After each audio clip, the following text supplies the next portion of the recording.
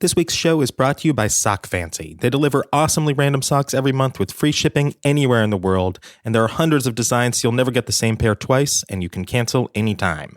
Act now and you can get an extra pair of socks added to any subscription for free when you go to sockfancy.com/collider and enter code collider at checkout. That's sockfancy.com/collider to get a free pair added to your subscription when you enter the code collider at checkout. A science story, huh?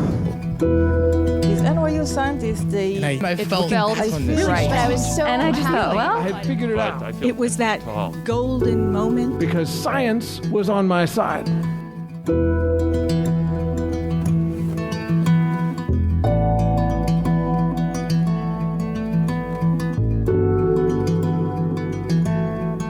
Hi everyone, I'm Ben Lilly, and welcome to the Story Collider, where we bring you true personal stories about science. This week's story is from Amanda Buch. It was recorded in March 2016 at Union Hall in Brooklyn, New York, as part of Brain Awareness Week.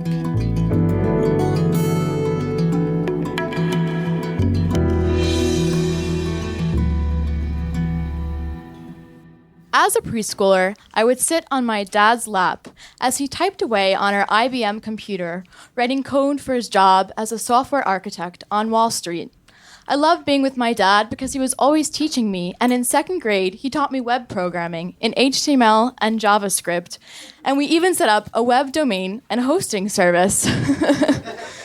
When not working on my website, our learning adventures would extend to things like reading and math. And my dad, though he was out of the house for like 12 hours a day working, always made time for me.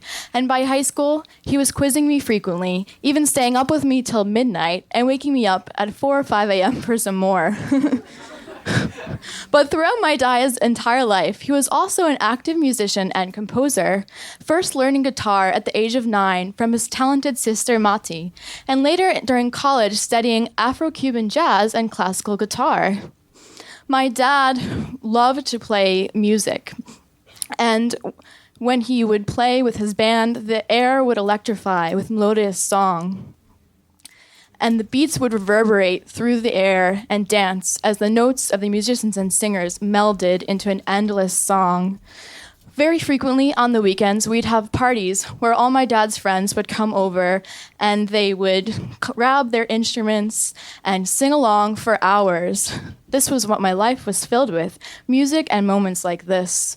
And one time in high school, my dad joined in at a band in a talent show, and he played an improvised solo to Jimi Hendrix's Purple Haze behind his back.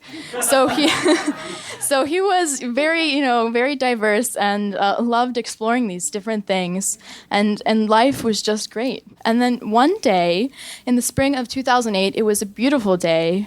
My dad was diagnosed with Parkinson's disease at the very young age of 47, and I was in my second year of high school.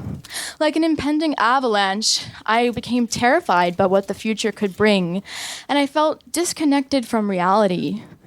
How would my dad's life change, and how would our relationship change? And what would happen, how could things change with this sudden and singular diagnosis? And how could I help him? So, of course, I immediately went and looked up everything there was to know about Parkinson's disease. And the crazy thing that I have since learned is that at that very moment, 70 to 80% of my dad's brain cells that produced dopamine had died off irreversibly. Before long, I noticed how things that used to be easy for my dad, like nailing a wild riff on his guitar or maneuvering around the kitchen as he concocted delicious creations, became more difficult. Parts of my dad's brain were eroding, affecting all aspects of his life, physical, mental, and emotional. His posture became slumped, and when he would try to walk while remembering the grocery list or something like that, he would shuffle and drag his feet. And in anticipation of a musical performance, his entire left side would begin tremoring so that it became difficult for him to hold his guitar. And those parties, those social situations became obstacles for him because the crowded scenes and the noisy situations actually made his symptoms worse. But despite all this, my dad was still positive, even making jokes about his disease and working harder than ever. My dad is a knight with damaged armor who still manages to keep the enemies at bay. And yet, it was painful for me to experience parts of this precious relationship slipping away from me. I struggled greatly with this loss. I felt angry because he was changing, and yet I hated myself because I felt selfish for being angry. But I decided to dedicate my penchant for loving science and the scientific process towards one goal: trying to cure my father and others with this disease. So I channeled my frustrations into related scientific projects during and after college in different disciplines in New York City. On a collaborative project between a neurosurgeon and a stem cell biologist, Vivian Tabar and Lorenz Duder, I helped investigate cell replacement therapy for Parkinson's disease. It was really striking to see these rats that had exhibited Parkinson's-like symptoms become healthy again after we had implanted these engineered dopamine-producing cells. But while I was working on this project in New York City, my dad actually lost his job on Wall Street because of his disabilities, and my family had to move away to Charlotte. After they moved away, it became hard for my dad to communicate clearly because the same dosage of his medication just wasn't cutting it anymore. And when we would try to talk over long distance over the phone, he would slur his speech and mumble, losing focus and not speaking clearly, and it was just very hard. I felt scared and I felt alone. Why was my dad's disease getting worse so quickly? And what was going to happen to him in the next 5 years? To try to answer these questions, I went onto my computer and I ferociously looked for some potential cutting-edge therapy that might help him that was being developed, that would be non-invasive, targeted, and personalized. To my excitement, I found out that at Columbia, where I was, this amazing technique called focused ultrasound was being developed by Elisa Canifago and colleagues and animals. And this focused ultrasound could help deliver these drugs specifically to the damaged brain regions in Parkinson's, Alzheimer's, cancers, and many other diseases. While exploring the implications of this technology in that lab, my graduation was approaching. Finally, on May 21st of 2014, the day had arrived, the culmination of my college career, graduating from Columbia University. And yet, it felt sour. I struggled greatly when I saw my dad that day so handicapped. Just 6 years after his diagnosis, now 53, my dad could barely walk and suffered from debilitating side effects of dyskinesia and dystonia that left him doing things like making uncontrollable writhing movements or awkward posturing that he just couldn't control. You see, that day, my dad was now in a wheelchair, and I cried the first night that I saw him. It was just devastating to see this man, the man who would shoot hoops with my sister and I while we played horse, not too long ago, now so disabled. This just was very upsetting to me, and I did not want to celebrate for my big day. What had seemed important to me and what I had worked hard for most of my life just paled in comparison to seeing my dad suffer. And yet, despite his sufferings, my dad was always stoic about that, and that day he was just joyful for me, as usual. After graduating, I stayed in New York City to continue doing research, while my dad kept getting worse in Charlotte. While I had been in school that January before graduating, I had asked my dad to consider deep brain stimulation surgery. Yes, a brain surgery, in fact, where the patient is awake during the procedure, and these electrodes are implanted deep into the brain to send pulses of electrical current to the damaged regions, powered by a pacemaker that's implanted into the chest. Understandably, my dad was greatly disturbed by this idea, thought it was crazy, and said something like, this is all very cool, but it would be way cooler if it was in somebody else. However, 4 months later, since there were really no better alternatives for him, my dad conceded, and the impending day of the surgery arrived. By that time, though, oddly enough, we had been praying for a while, and my family was fairly relaxed about this. My dad even went calmly into the OR with normal blood pressure, which the nurse told us was very unusual because people get very excited and nervous and their blood pressure rises, so he was pretty relaxed. And we went to the hospital garden to wait it out. We waited for 5 hours in anticipation. Finally, the doctor called and said, "He's done. In fact, he did great."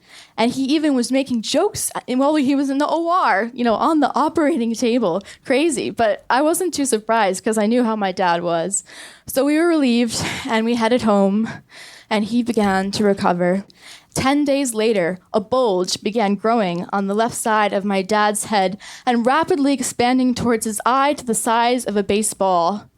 What was going on? We asked each other. Was it infected?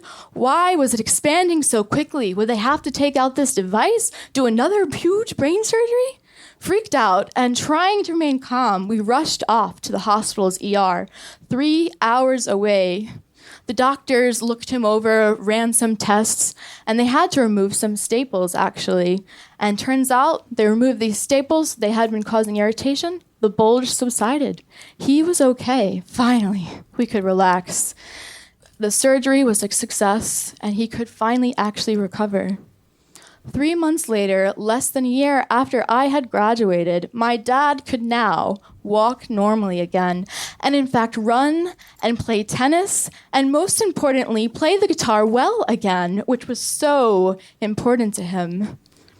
His medication was reduced by 2/3 so that those terrible side effects of spasms and contortions ceased completely. He was truly a new man. And yet, while miraculous for these motor symptoms, this device did not cure his cognitive impairments. I became obsessed with trying to understand why this was. Why was my dad cognitively impaired, and why were there not treatments for him? So I joined Daphne Shohami's lab at Columbia to use fMRI to investigate how Parkinson's patients think and learn differently and what the neural correlates are of these processes. Today, I stand here trying to decide where I should continue my research for my PhD in neuroscience this coming fall. I look forward to continuing to investigate how Parkinson's changes the brain, how we can fix it, and how Parkinson's relates neurobiologically to other diseases. Through it all, my dad's positive outlook on life has taught me never to surrender to misfortune. Thank you.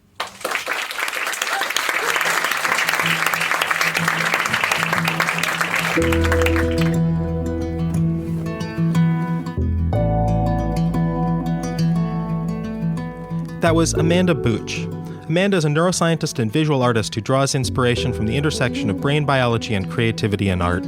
As a scientist, she aims to better characterize and treat the dysfunctional brain circuitry involved in Parkinson's disease. She has been co-authored in top science journals, including Nature. If you enjoyed today's story or are a fan of the podcast, please consider writing us a review on iTunes. It's a great way to help new listeners find the podcast, and we love sharing those stories. We are, as always, grateful for the support of the Simons Foundation, who helped make this all possible. The Story Collider is produced by me, Brian Weck, Darren Barker, Ari Daniel, Christine Gentry, Skylar Bear, Shane Hanlon, Rosie Waldron, and Liz Neely. The podcast is produced by Zoe Saunders, and the theme music is by Ghost. Special thanks to Union Hall for hosting the show, to Be Brainy NYC for producing Brain Awareness Week in New York, and to 2016 for nearly being over. Thanks for listening.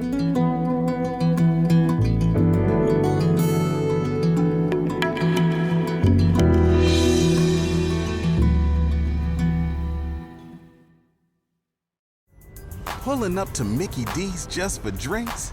Oh yeah, that's me. Nothing extra, just perfection and a straw.